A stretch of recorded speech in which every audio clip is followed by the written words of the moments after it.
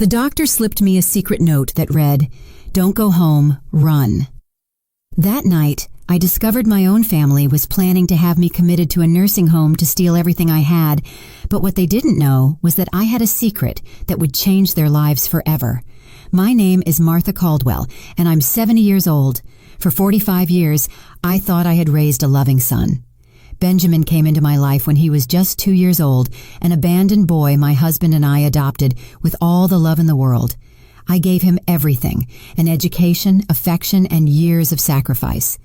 When my husband passed away 10 years ago, Benjamin became my only family, along with his wife Eleanor and my granddaughter Olivia. But that Tuesday, during what should have been a routine doctor's appointment, my world fell apart. Dr. Elliot Sterling, my trusted physician of many years, examined me as he always did, but something about his behavior seemed off. His hands trembled slightly as he checked my blood pressure, and he avoided direct eye contact. "Everything looks good, Mrs. Caldwell," he said, his voice strained. "Your labs are perfect.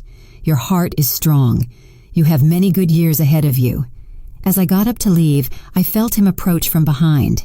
Suddenly, while I was grabbing my purse, Dr. Sterling discreetly slipped a folded piece of paper into the bottom of it. He did it so quickly that I almost didn't notice. "Take good care, Mrs. Caldwell," he said with a forced smile. "And remember, family isn't always what it seems." His words sent a chill down my spine. What did he mean by that? Why had he given me that note so secretly? I left the office with my heart pounding, but I decided not to read the note until I got home. During the cab ride, 1,000 thoughts crossed my mind. Dr. Sterling had never acted so strangely. He was a serious, professional man who had known my family since Benjamin was a teenager. Why would he be giving me secret messages now? When I arrived at the house, Benjamin was in the living room with Eleanor and Olivia. The three of them were talking in hushed tones, but they abruptly fell silent when they saw me. Eleanor had several papers in her hands that she quickly hid behind her back. "How was your doctor's appointment, Mom?" Benjamin asked, his smile not reaching his eyes. "Everything's fine, son. The doctor said I'm in perfect health," I replied, trying to sound normal. Eleanor exchanged a look with Benjamin that didn't go unnoticed. Why did they seem so disappointed? Were they hoping the doctor would tell me I was sick? "That's great, Grandma," Olivia said, but her voice sounded strangely cold. "It means you have plenty of time left to enjoy yourself." That night at dinner, I noticed my family was acting very strange. Benjamin barely spoke to me, Eleanor answered in monosyllables, and Olivia avoided my gaze. There was a tension in the air that you could cut with a knife. "Is something wrong?" I finally asked. "No, Mom, everything's fine," Benjamin replied quickly. "We're just tired." After dinner, I went to my room with a heavy heart. Something was definitely going on, and the doctor's note was starting to make sense. With trembling hands, I took the paper from my purse and unfolded it. What I read took my breath away. "Mrs. Caldwell, your family was here yesterday. Eleanor asked me about your mental state, and if I could certify that you need special care, they want to put you in a nursing home. They also asked about your inheritance and assets. Don't go home. Run, Dr. Sterling." My hands began to shake uncontrollably. My own family. The son I raised with so much love, the daughter-in-law I treated like my own child, my granddaughter who was always my adoration. Suddenly, it all made sense. The strange looks, the whispers, the hidden papers. They weren't disappointed because I was in good health. They were furious because the doctor hadn't cooperated with their plans. I couldn't sleep that night. Every noise in the house startled me. I lay awake, listening, trying to understand how I had reached this point. How was it possible that the family for whom I had sacrificed everything was now conspiring against me? At 2 a.m, I heard voices in the kitchen. I got up stealthily and crept toward my bedroom door. I could clearly hear Benjamin, Eleanor, and Olivia talking in low voices, but loud enough for me to understand every word. "The damn doctor wouldn't cooperate," Eleanor said with irritation. "I explained to him that the old lady is losing her mind, that she sometimes doesn't recognize anyone, that she leaves the gas on, but he insisted she's perfectly fine." "Relax, my love," Benjamin replied. "We'll find another doctor, one who's willing to sign the papers we need." "But what do we do with her in the meantime?" Olivia asked. I already booked my spot at the college in the U.S. I need that money now, not in 5 years when she finally dies of old age." "Olivia, don't talk like that," Benjamin scolded, though without much conviction. "You have a point, though. We need to act fast. The house is worth almost $500,000, and with her pension and savings, we could live comfortably until she dies," Eleanor finished coldly. "Look, I didn't join this family to take care of a senile old woman. I married you because I thought you'd inherit soon, but it's been 10 years and she's still here spending our money." "Our money?" I repeated silently, feeling rage start to grow in my chest. All my money, earned with my and my late husband's sweat, they saw as their own. "Tomorrow I'm going to talk to the lawyer," Benjamin continued. "I'm going to ask if we can have her declared incompetent without a doctor. There has to be a way."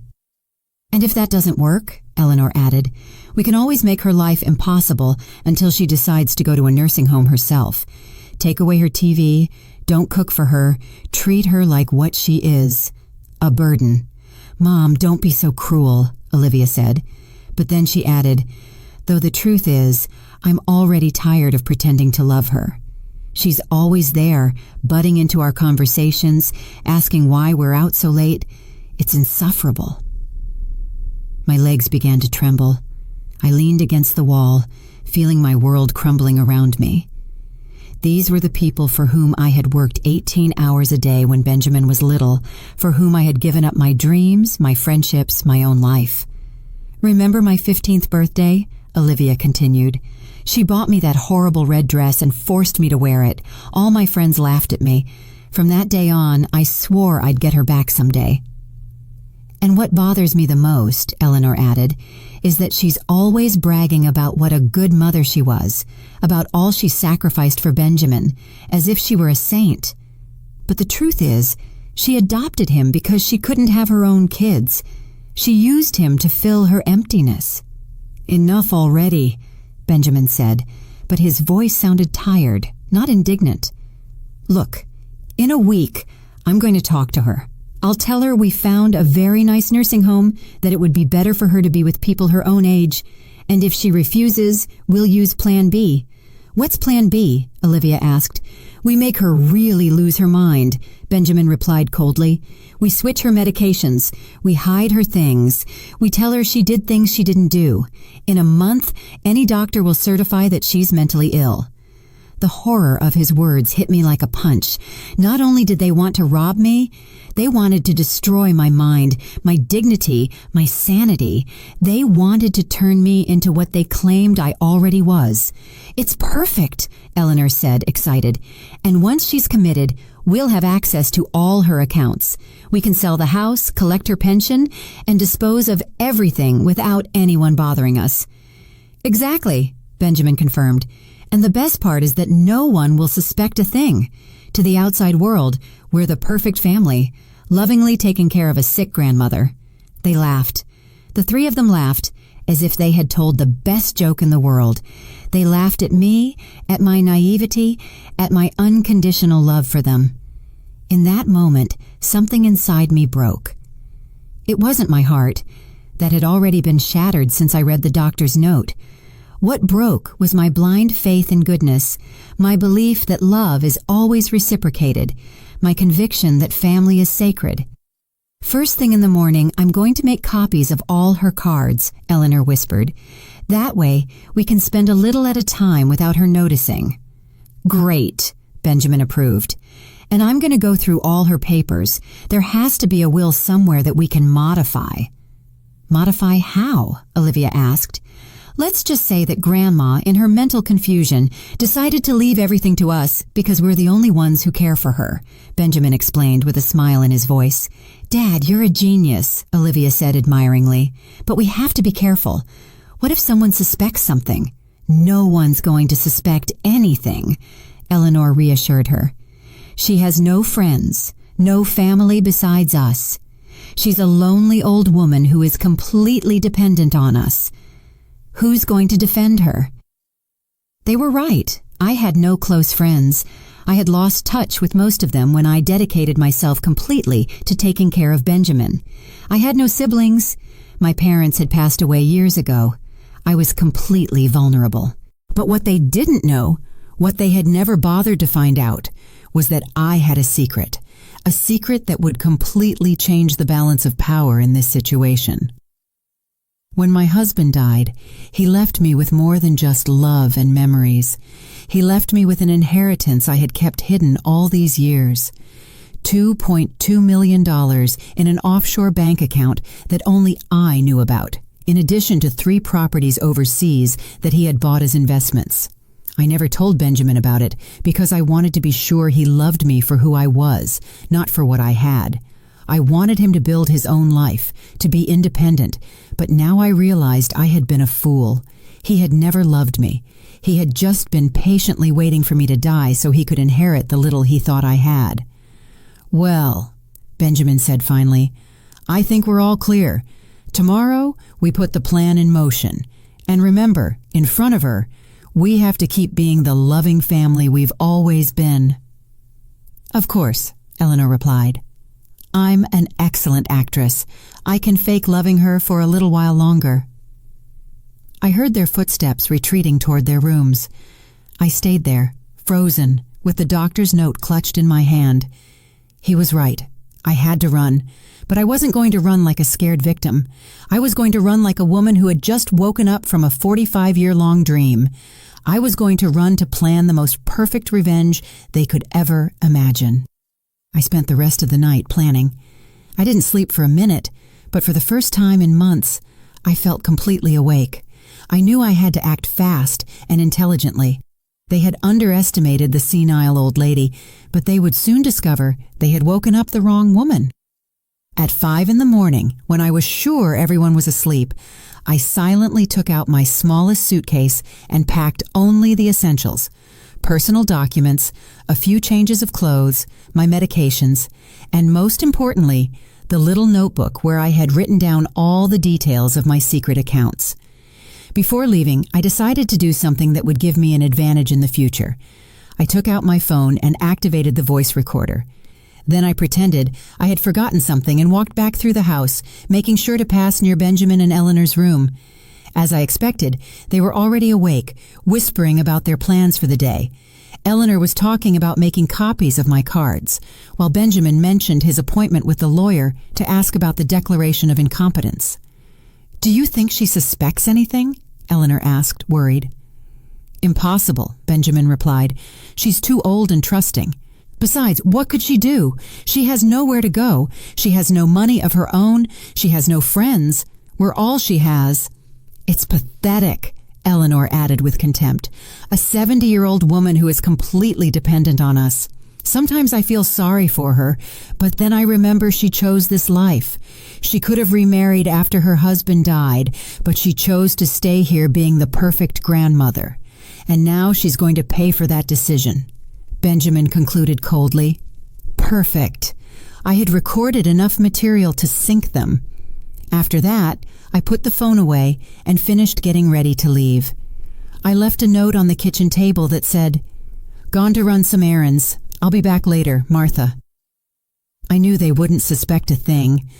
After all, a senile old woman going on a strategic escape wasn't a possibility they had considered. I took a cab to the nearest bank. It was Wednesday morning, and I knew I had a few hours before my family would realize something was wrong. At the bank, I withdrew a considerable amount of cash and verified that my secret accounts were intact. The teller, a young woman named Patricia, looked at me with curiosity when I asked to withdraw $5,000 in cash. "Are you sure, ma'am?" "That's a considerable amount to carry around in cash," she said with genuine concern. "Completely sure," I replied firmly. "I have some personal matters to take care of." After the bank, I took another cab to the most elegant hotel in the city. I knew I needed a place where I would feel safe while planning my next moves. The Grand Imperial Hotel was perfect, discreet, comfortable, and with services that would allow me to maintain my privacy. "How long will you be staying with us?" The receptionist, an elegant woman in her 40s, asked me. "I'm not sure," I replied. "It could be a week. It could be several months. It depends on how certain family matters unfold." She nodded with professional understanding and assigned me a suite on the 10th floor. As I went up in the elevator, I felt a mix of terror and excitement. For the first time in decades, I was making decisions just for myself. The suite was beautiful, spacious, with a view of the city, elegantly decorated, and equipped with everything I needed. I sat on the living room sofa and for the first time since the night before, allowed my emotions to overwhelm me. I cried. I cried for the 45 years I had dedicated to raising a son who saw me as an obstacle.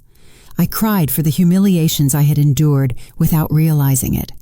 I cried for the woman I had been before I became the perfect grandmother they despised.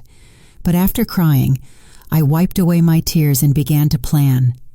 I took out my notebook and started making a list of everything I needed to do. First, contact my financial advisors overseas to activate my accounts. Second, hire the best lawyer in the city. Third, find a private investigator who could help me document everything my family had done and was planning to do. At 2 p.m, my phone started to ring. It was Benjamin. "Mom, where are you? It's 2 p.m. and you haven't come back."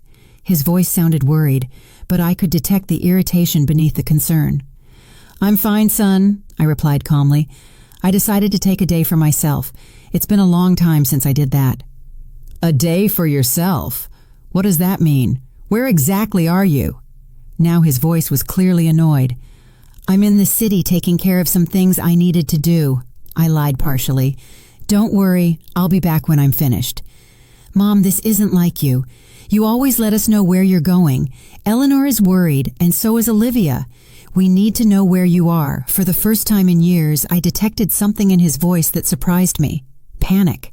He wasn't worried about my well-being. He was worried because he had lost control over me. "You know what, Benjamin?" I said with a calmness that surprised me. "I'm 70 years old. I think I'm old enough to make my own decisions about where to go and what to do." There was a silence on the other end of the line. "Mom, you're scaring me. You don't sound like yourself." "Are you taking your medications?" he asked. And in that question, I could hear the beginning of their strategy. He was already planting the seed that I was not mentally well. "I'm perfectly fine, son. I've never been better," I replied and hung up. I immediately turned off my phone. I knew they would call me obsessively, and I needed peace to do what I had to do. That afternoon, I hired the most prestigious law firm in the city. The head attorney, a man in his 50s named Dr. Graham Montgomery, received me personally when I mentioned the amount of money I was willing to pay for his services. "I need complete legal protection," I explained. "My family is trying to have me declared incompetent to take control of my assets, but I have recordings that prove it's a conspiracy." Dr. Montgomery listened carefully as I played the recordings I had made that morning. His expression grew more and more serious. "Mrs. Caldwell, this is very serious," he said finally. "What your family is planning constitutes elder abuse, conspiracy to commit fraud, and potentially forgery of documents. We could prosecute them criminally."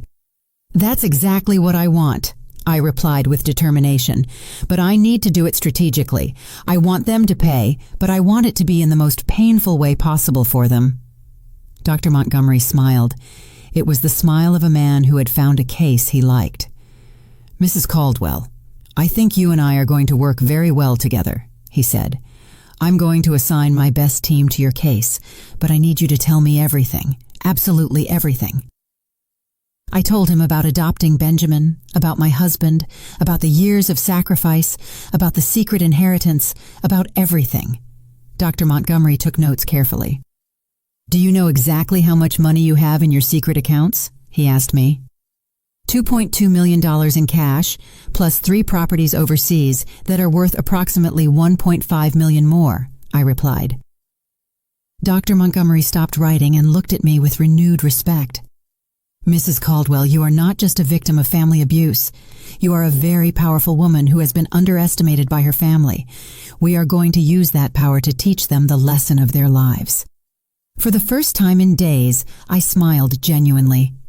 The war had begun, but now I had the right weapons. That night, from the comfort of my hotel suite, I turned on my phone to check my messages. I had 37 missed calls from Benjamin, 15 from Eleanor, and 8 from Olivia. The text messages were becoming more and more desperate. "Mom, please answer. We are very worried." "Martha, if you don't respond, we're going to call the police." "Grandma, where are you? Dad says you're going to get into trouble." I decided to reply only to Benjamin. "I'm fine, don't worry. I'll come back when I'm ready." The response came immediately.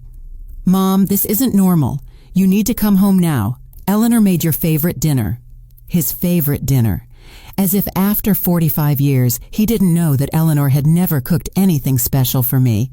It was another lie, another manipulation. The next day, Dr. Graham Montgomery called me early. "Mrs. Caldwell, I have some interesting news. My private investigator has already started working on your case and has discovered something important.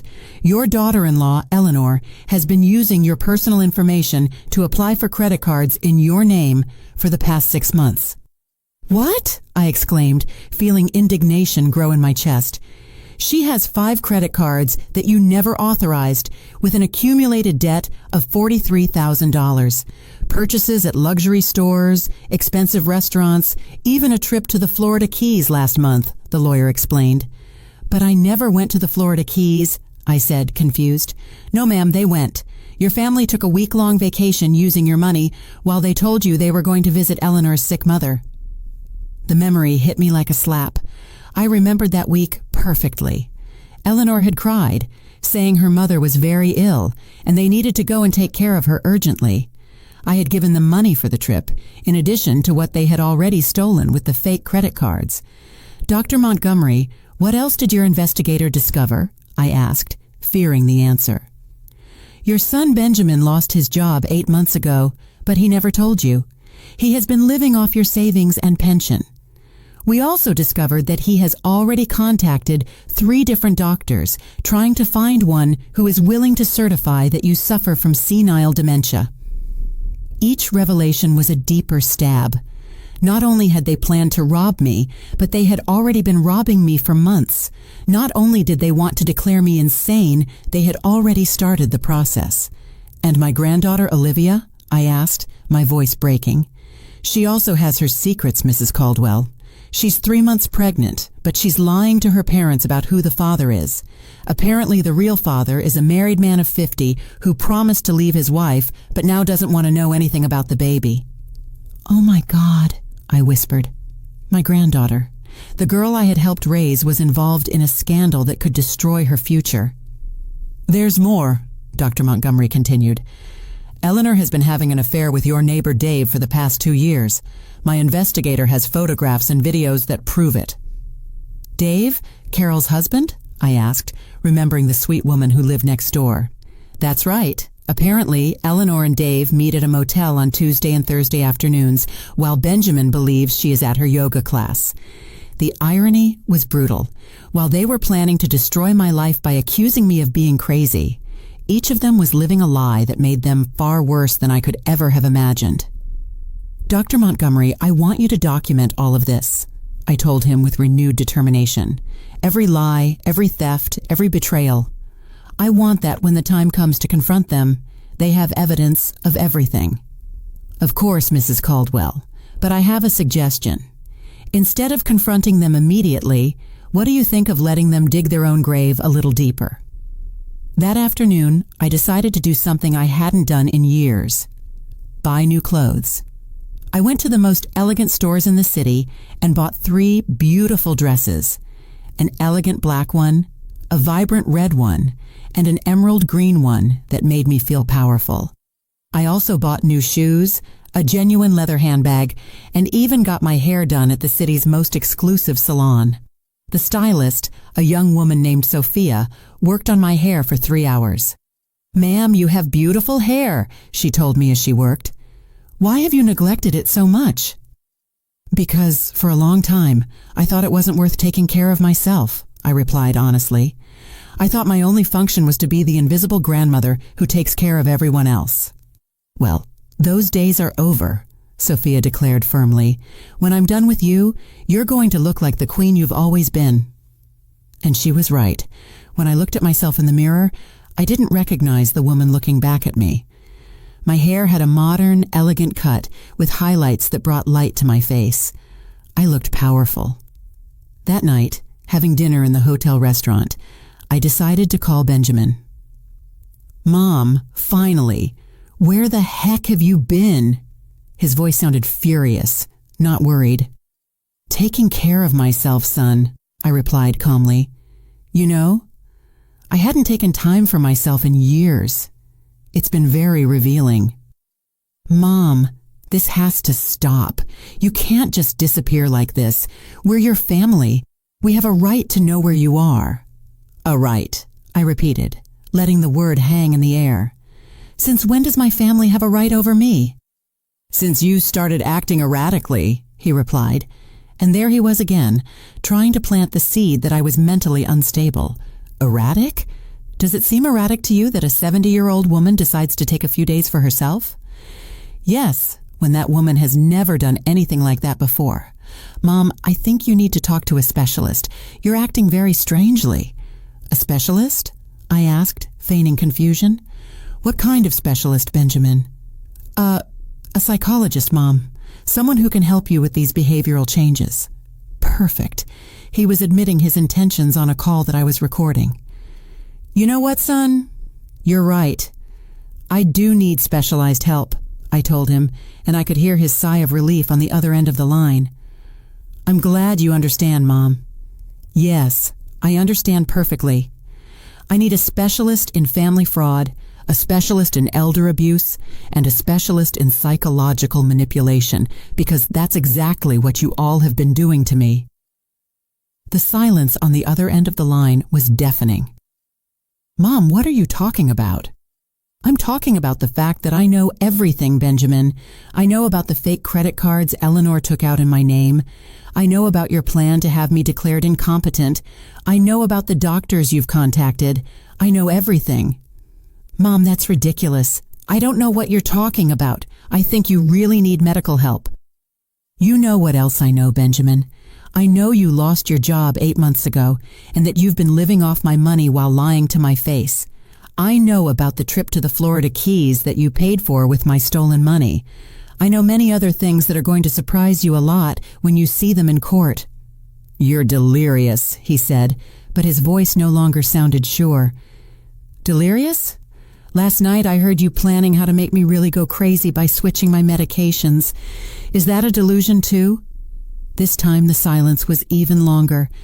"Mom, come home. We can talk about this as a family." "No, Benjamin, we are no longer family. A family doesn't betray you the way you betrayed me.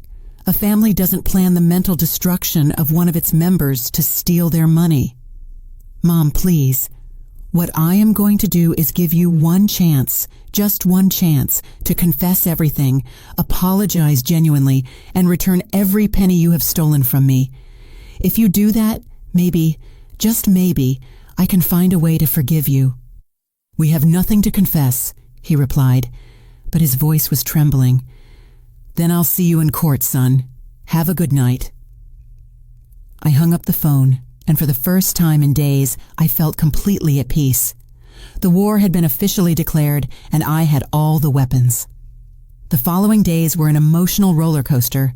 My phone wouldn't stop ringing with desperate calls from my family. First, they tried the love tactic. Crying messages from Olivia saying how much she missed me. Broken voices from Eleanor asking for forgiveness for any misunderstandings. And pleas from Benjamin begging me to come home to clear things up.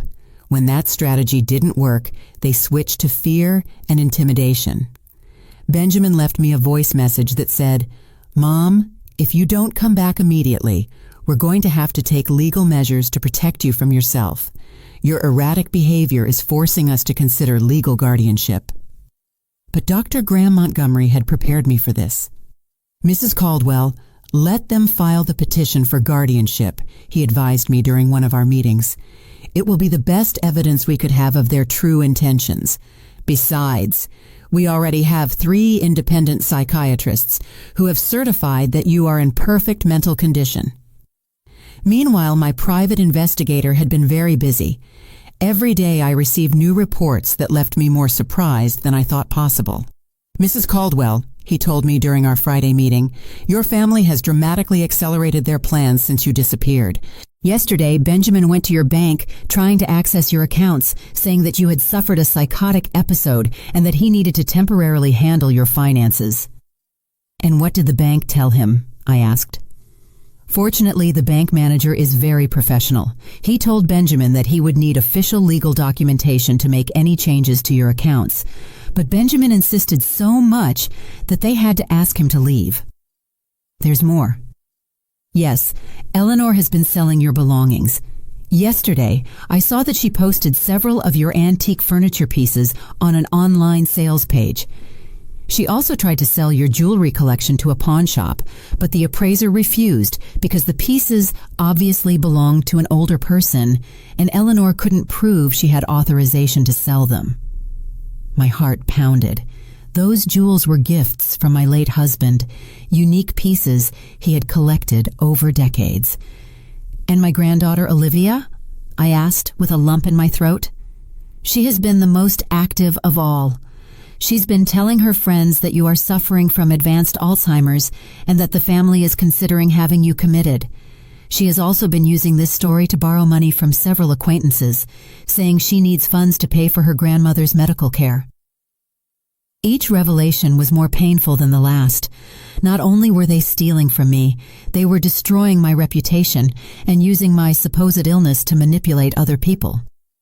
But here's the most interesting part, the investigator continued.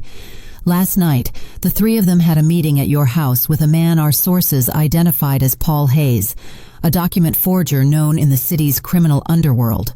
A forger? I asked, feeling my blood run cold. Apparently, they are planning to create fake medical documents that certify your mental incompetence. Paul Hayes specializes in creating fictitious medical histories and forging doctors' signatures. This was much worse than I had imagined. Not only did they want to steal from me, they were willing to commit multiple serious crimes to do so. Dr. Montgomery, I said over the phone that same afternoon, I think it's time to accelerate our plans. If we wait any longer, they're going to have fake documents that could complicate things. I agree, Mrs. Caldwell. Are you ready for Phase 2 of our plan?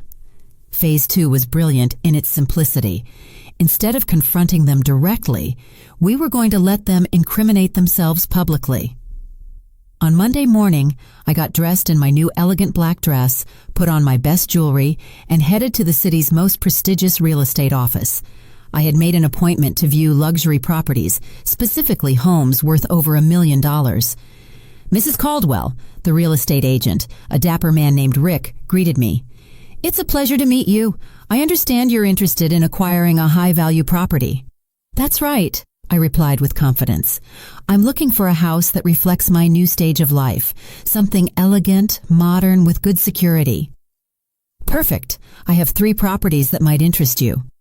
What Rick didn't know was that my private investigator had coordinated everything perfectly. At 11 in the morning, exactly when we would be viewing the second property, Benjamin, Eleanor, and Olivia would coincidentally appear at the same real estate office. We were in the middle of a visit to a spectacular mansion when I heard familiar voices at the main entrance. Excuse me, I said to Rick. I think some acquaintances just arrived. When we went down to the main lobby, there they were, the 3 of them, dressed in their best clothes, talking to another real estate agent. We're interested in selling a property, I heard Benjamin say. It's my mother's house, but she's ill, and we have legal power of attorney to handle her affairs. Power of attorney? The agent asked. Could you show me the documentation? Well, we're still processing the official papers, Eleanor replied nervously. But it's just a matter of days. We want to get a head start on the appraisal process. Hello, family, I said loudly from the stairs. The 3 of them turned around at the same time, and their faces of horror were worthy of a movie. Benjamin turned pale. Eleanor's mouth opened without making a sound, and Olivia literally took a step back. Mom? Benjamin stammered. What are you doing here? The same thing you are, apparently, I replied calmly as I walked down the stairs. Although I'm buying, not selling. Rick, my real estate agent, approached with a professional smile. Do you know these people, Mrs. Caldwell? Unfortunately, yes, I replied. This is my family, or at least that's what I thought until recently. Mom, we need to talk, Benjamin said, trying to sound authoritative, but failing miserably. About what, Benjamin? About how you were planning to sell my house without my authorization? About the fake documents you're processing? Or about the power of attorney you just mentioned that doesn't exist? The other real estate agent looked confused and clearly uncomfortable. Excuse me, he interrupted, but if there is a legal conflict over the property, we cannot proceed with any appraisal until it is resolved. There's no conflict, Eleanor said desperately.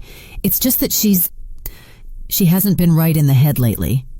I'm not right in the head, I repeated loudly, making sure everyone in the office could hear. Is that why I'm here buying $1.5 million house with my own money? Rick's jaw dropped. $1.5 million?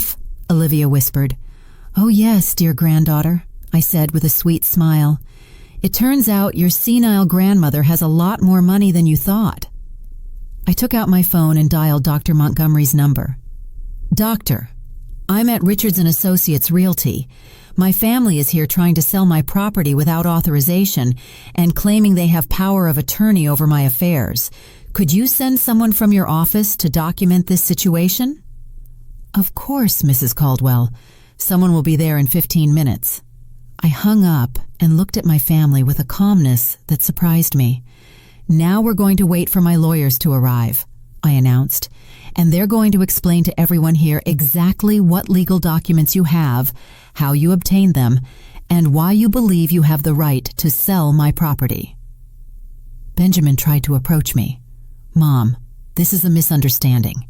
We can solve it at home. No, I said firmly, taking a step back. There is nothing left to solve at home. I no longer have a home, at least not with you in it. Eleanor began to cry, but they were tears of panic, not sadness. Martha, please, we're family.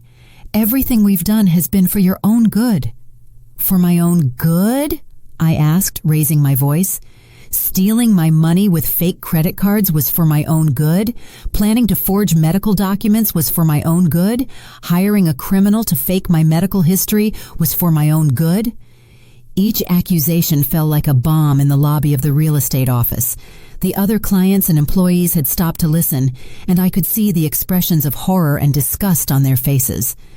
We don't know what you're talking about, Olivia lied desperately. You don't? I took out my phone and played one of the recordings I had made. Benjamin's voice filled the space. We make her really lose her mind. We switch her medications. We hide her things. We tell her she did things she didn't do. In a month, any doctor will certify that she's mentally ill. The silence in the real estate office was deafening. I could see how the faces of the employees and clients were filled with indignation and repugnance. That recording is illegal, Eleanor yelled hysterically. Not in this state, I replied calmly, and definitely not when it's recorded to prevent a crime that is being planned. At that moment, 2 lawyers from Dr. Montgomery's firm arrived along with a public notary. Mrs. Caldwell, we are from the Montgomery & Associates firm. We understand there are some people here who claim to have legal authority over your affairs. That's right, I replied. I would like you to officially document that these 3 people have no legal power over me, my properties, or my finances, and that any attempt to exercise such authority constitutes fraud. One of the lawyers addressed Benjamin. Sir, could you show me the documentation that supports your authority to sell Mrs. Caldwell's property? Benjamin opened and closed his mouth like a fish out of water. We're in the process of... In other words, they don't have any documentation, I declared, because they don't have any authority. What they do have is a criminal plan to steal everything I own. The public humiliation at the real estate office was just the beginning. When we left the building, my family followed me to the street, alternately yelling and pleading. Mom, wait! Benjamin shouted. Can't we fix this? It's all been a terrible misunderstanding. Grandma, please, Olivia cried. I love you. You can't do this to us. Eleanor, for her part, had completely changed her strategy. She no longer feigned love or concern. You're a bitter old woman, she shouted at me as I got into my cab. You've used us all these years. Benjamin gave you the best years of his life, and this is how you repay him? The best years of his life? I turned toward her from the cab window. Do you mean the years I worked 18 hours a day to support him? The years I gave up my career, my friends, my social life to raise him? Those years? You chose to adopt him, Eleanor replied with venom in her voice. No one forced you, and now you pretend we owe you eternal gratitude? I don't pretend you owe me gratitude, I replied with a deadly calm. I just pretend that you don't steal from me, that you don't betray me, and that you don't plan to drive me crazy to get my money. Apparently, that was too much to ask. I told the cab driver to start the car, leaving my family shouting on the curb. That afternoon, Dr. Montgomery summoned me to his office for an urgent meeting. Mrs. Caldwell, I have extraordinary news, he said, with a smile I hadn't seen before. Your family made a critical mistake after the incident at the real estate office. What kind of mistake? In their desperation, Benjamin went directly to the document forger, Paul Hayes, and paid him $50,000 in advance to speed up the creation of your fake medical documents. $50,000? Where did they get so much money? From the credit cards they took out in your name. And apparently, Eleanor sold her car. But here's the best part. Paul Hayes is an FBI informant. He has been collaborating with the authorities for the past 6 months to dismantle a document fraud ring. I was speechless for a moment. You mean that your family is not only being investigated for family fraud, but they are now under federal investigation for conspiracy to commit medical document fraud. The FBI has audio and video recordings of the entire transaction. That night, from my hotel suite, I decided to do something I had been putting off, confront each member of my family individually, but not face to face. I had something much more powerful in mind. I opened my laptop and created an account on the country's most popular live streaming platform. My title was simple but effective. A Grandma Tells the Truth About Her Family. At 8 at night, I started my first live stream. At first, there were only 3 viewers, but to my surprise, the number began to grow rapidly. Good evening, I began, looking directly at the camera. My name is Martha Caldwell. I'm 70 years old, and tonight I'm going to tell you a story that will change the way you see perfect families. In 20 minutes, I had over 500 viewers. By the end of the hour, there were over 3,000. I told them everything, from Benjamin's adoption to the secret note from Dr. Sterling, from the fraudulent credit cards to the plans to drive me crazy. I played the recordings, showed the documents I had compiled, and explained each betrayal in precise detail. The live comments were overwhelmingly supportive. What a horrible family. Mrs. Caldwell, you are a warrior. Sue them. Make them pay for everything. My grandmother went through something similar. Thank you for being so brave. But what really changed everything was when, in the middle of my stream, I received a live call. It was Olivia. Grandma, please turn off that stream, she pleaded. You're ruining our lives. I'm ruining your lives? I repeated so that all the viewers could hear. Don't you think you all ruined mine first? Grandma, everyone is watching us. My friends, my teachers, the whole school. I can't even leave the house. And how do you think I would feel if you had me committed to a nursing home against my will, declared mentally incompetent, and stole all my money? That was never going to happen. We were just exploring options. Exploring options? I shouted, for the first time in days losing the composure I had maintained. Olivia, I raised you since you were a baby. I changed your diapers. I took you to school. I took care of you when you were sick, and you were there smiling while your parents planned to destroy me. The silence on the other end of the line was deafening, but the live comments exploded. Tell her the truth! This girl is shameless. Mrs. Caldwell, don't let her manipulate you. Grandma, Olivia finally said in a broken voice, I need money for college and for other things. You thought what, Olivia? You thought I was your personal bank? You thought you could collaborate on a plan to drive me crazy and then use my money to pay for your studies? It's not like that. Then how is it? Explain it to the 4,000 people who are watching us right now.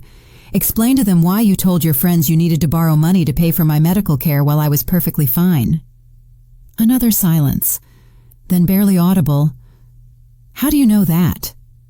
"Because I'm not the senile old woman you think I am. I know everything, Olivia. Everything, including things about you that your parents don't know."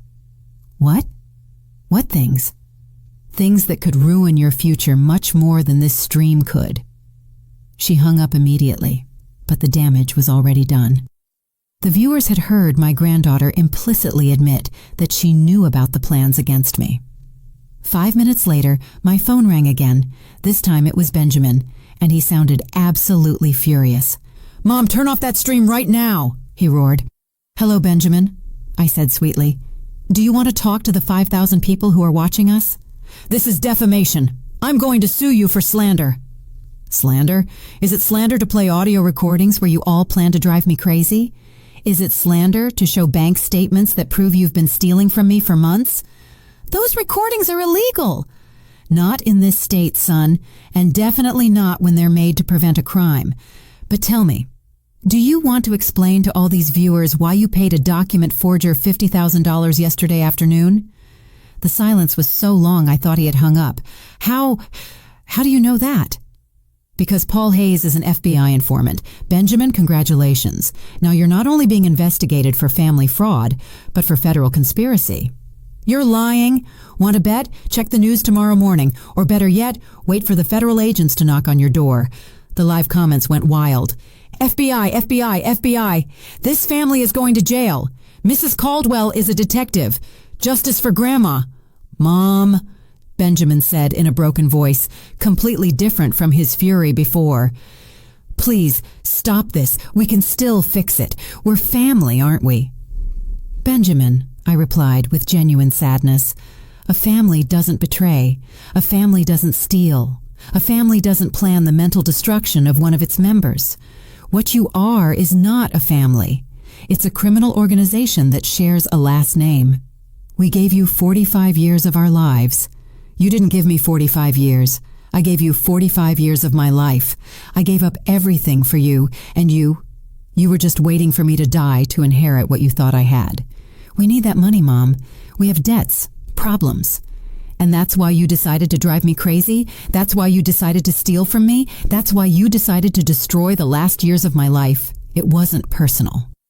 Those 3 words hung in the air like a death sentence. It wasn't personal.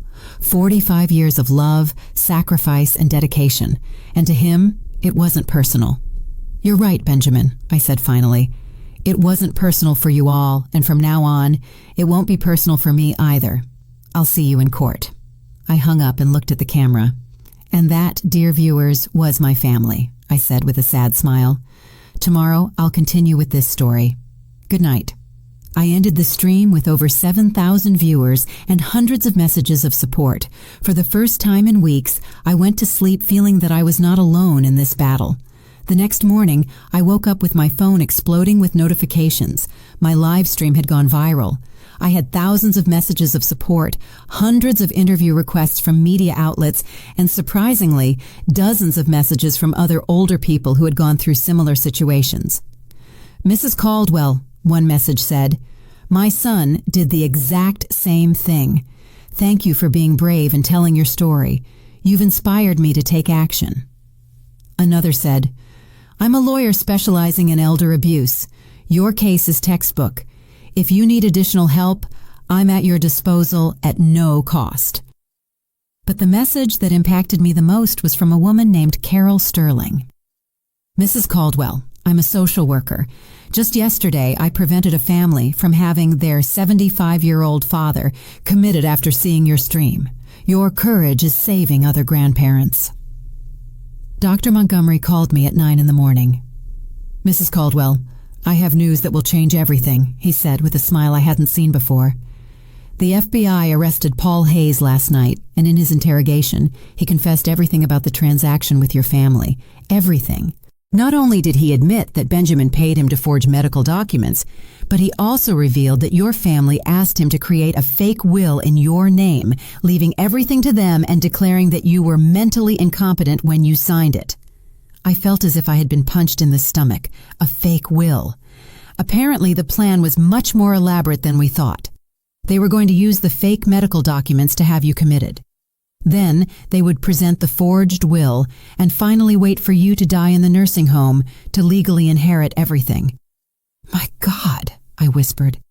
How long had they been planning this? According to Paul Hayes, Eleanor first contacted him 4 months ago.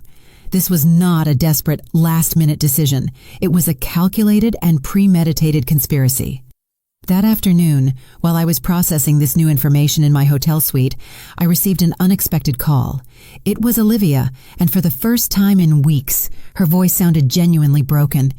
"Grandma, can we please talk? Just you and me." "What for, Olivia? For you to lie to me again? For you to try to manipulate me emotionally?" "No, Grandma, to tell you the truth, the whole truth. I can't take this anymore." Something in her voice made me hesitate. I decided to take a risk. "Okay, but it will be in a public place with witnesses, and I'm going to record the entire conversation. Whatever you want, just please." We met at the cafe in the hotel lobby. Olivia arrived with eyes swollen from crying, dressed carelessly, very different from the vain girl I knew. "Grandma," she began before I could say anything, "you have to know that I never wanted things to go this far." "How far, Olivia? How far did you think was acceptable?" "At first, Mom and Dad just talked about convincing you to move to a luxury nursing home. They said it would be better for you, that you would have the company of people your own age." "And what did you think?" I thought maybe they were right. The house is very big for you alone, and sometimes you seemed lonely." She stopped and looked me in the eyes. "But that was before I knew about the money." "What money?" "They didn't know about my secret accounts."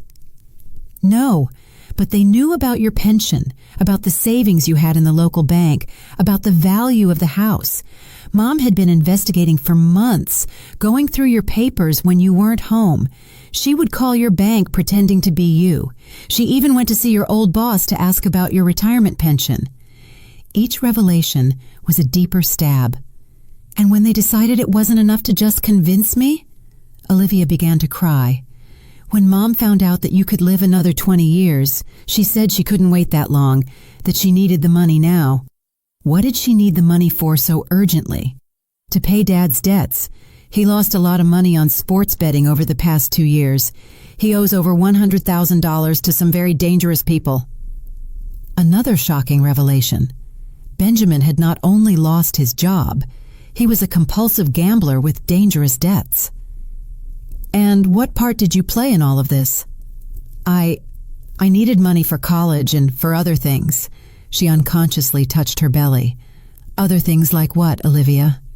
"I'm pregnant, Grandma," she confessed finally. "The father he's a married man who doesn't want to know anything about the baby. I need money to decide what to do."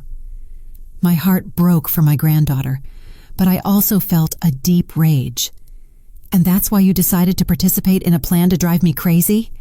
"I didn't know they wanted to drive you crazy," she shouted, attracting glances from other cafe customers. "I just thought they wanted a doctor to say you needed special care."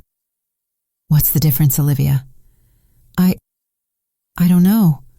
I guess there isn't a difference." She cried in silence for a few minutes. "Grandma, when you left the house, everything fell apart. Dad and Mom do nothing but fight. Mom says it's all Dad's fault for gambling. Dad says it's all Mom's fault for being too ambitious. And I'm in the middle, pregnant and terrified. And now what do you want from me? I want you to forgive me. And I want you to know that if you testify against Mom and Dad, I'm going to tell the truth. Everything I know, everything I saw, everything I heard." I remained silent, processing this unexpected offer. "Why would you change sides now, Olivia?" "Because last night Dad told me that if everything goes wrong, They're going to say that I was the one who had the idea to steal your jewels. They're going to say that I manipulated them into doing it because I needed money for drugs. Drugs? I don't do drugs, Grandma. But Dad says it's more credible to blame the rebellious teenager than to admit that they planned everything. The final betrayal. Not only had they betrayed me, but now they were willing to betray their own daughter to save themselves. Do you have proof of what you're telling me? Olivia took out her phone.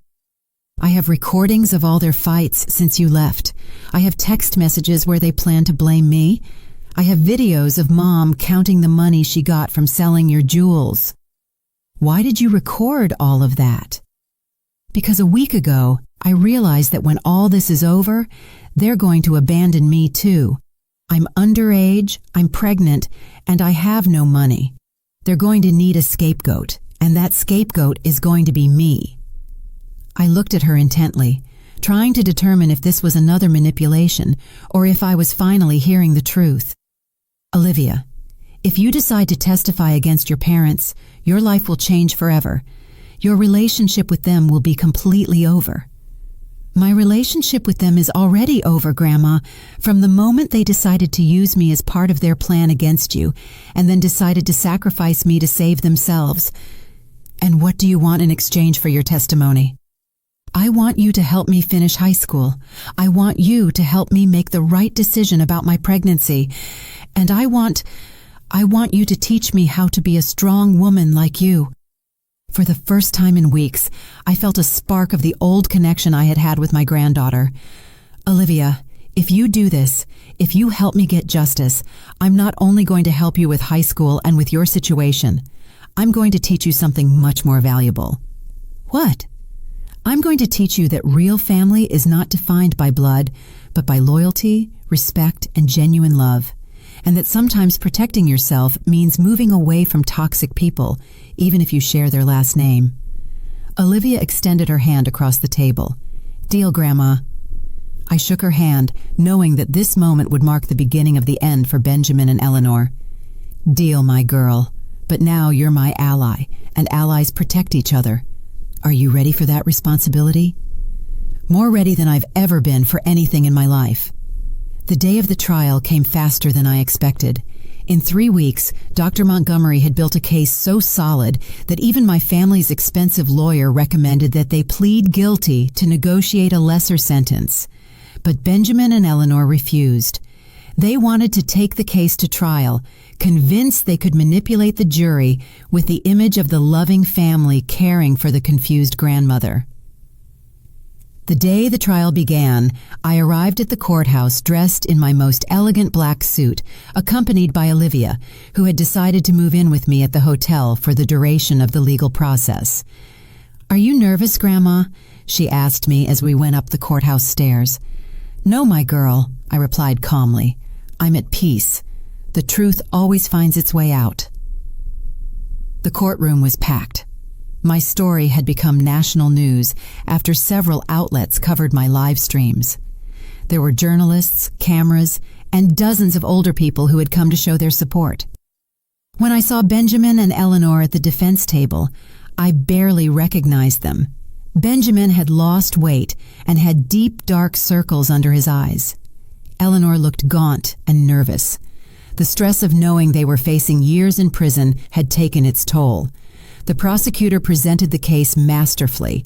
He showed the audio recordings where they planned to drive me crazy. He presented evidence of credit card fraud. He explained the conspiracy with the document forger and finally showed the proof of the fraudulent mortgage on my house. But the most shocking moment came when Olivia took the stand as a witness for the prosecution. Ms. Caldwell, the prosecutor asked her, can you tell us what you heard when your parents discussed their plans for your grandmother? With a firm, clear voice, Olivia narrated every conversation, every plan, every betrayal. She described how they had planned to switch my medications, how they had calculated how much money they would get from my death, and how they had decided to blame her if everything went wrong. When she finished testifying, the silence in the courtroom was deafening. I saw several members of the jury wiping tears from their eyes. The defense attorney tried to discredit Olivia, suggesting she was lying to get money from me. "Ms., isn't it true that you're pregnant and need money?" he asked aggressively. "Yes, I'm pregnant," Olivia replied with dignity. "And yes, I need help, but I'm not lying to get it. I'm telling the truth because it's the right thing to do."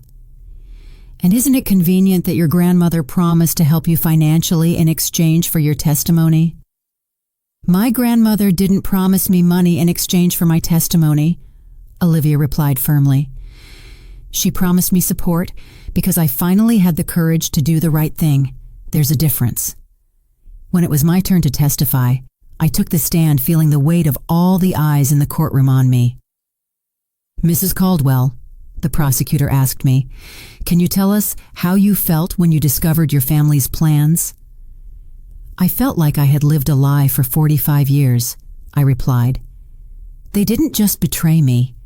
They made me question every moment of love I thought I had shared with them. They made me wonder if I was ever anything more than an obstacle between them and my money. And how do you feel now?" "Now I feel free," I said, looking directly at Benjamin.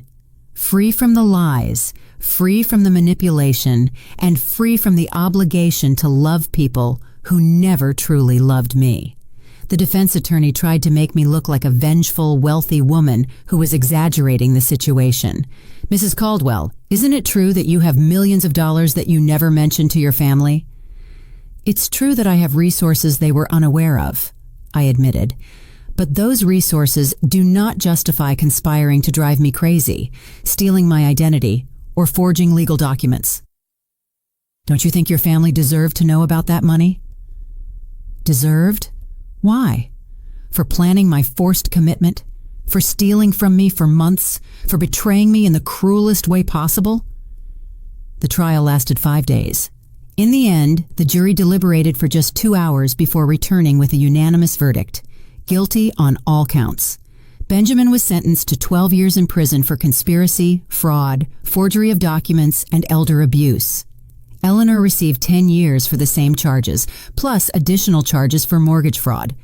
When the judge read the sentences, Eleanor broke down crying. Benjamin simply stared ahead with an empty expression. After the trial, as we were leaving the courthouse, a reporter asked me, "Mrs. Caldwell, do you feel that justice was served?" "I feel that legal justice was served," I replied. "But the real justice was discovering who I truly was before it was too late to enjoy the rest of my life."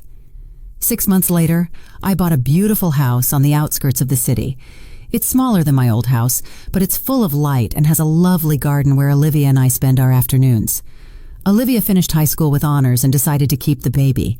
She is now studying law, inspired by everything we went through together. She says she wants to specialize in elder protection. "Grandma," she told me a few weeks ago as we worked in the garden, "do you ever regret adopting Dad?" "I don't regret adopting him," I replied, caressing the flowers we had planted together. "I only regret not having understood sooner that kindness should never be practiced at the cost of self-destruction." "And what did you learn from all of this?" "I learned that real family is not defined by blood or shared years. It is defined by mutual respect, genuine loyalty, and unconditional love. I learned that it is better to be alone with dignity than to be accompanied by betrayal. And I learned that it is never too late to start over. Now, at 71 years old, I am living the fullest life I have ever had. I travel, I read, I have new friends, and above all, I have a genuine relationship with my granddaughter, who has become the daughter of my heart that I always wanted to have. Benjamin and Eleanor have tried to contact me from prison several times, but their letters go directly to the trash, unopened. Some doors, once closed, should never be opened again.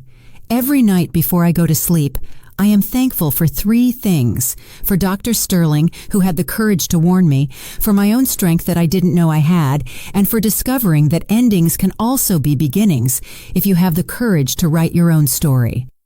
Kindness is still important in my life, but now I practice it with wisdom. I help other older people who are facing similar situations. I support Olivia in her studies, and I have created a foundation to prevent elder abuse. But more important than all that, I finally learned to love myself as much as I loved everyone else my whole life. And that, my dears, is the most valuable lesson of all.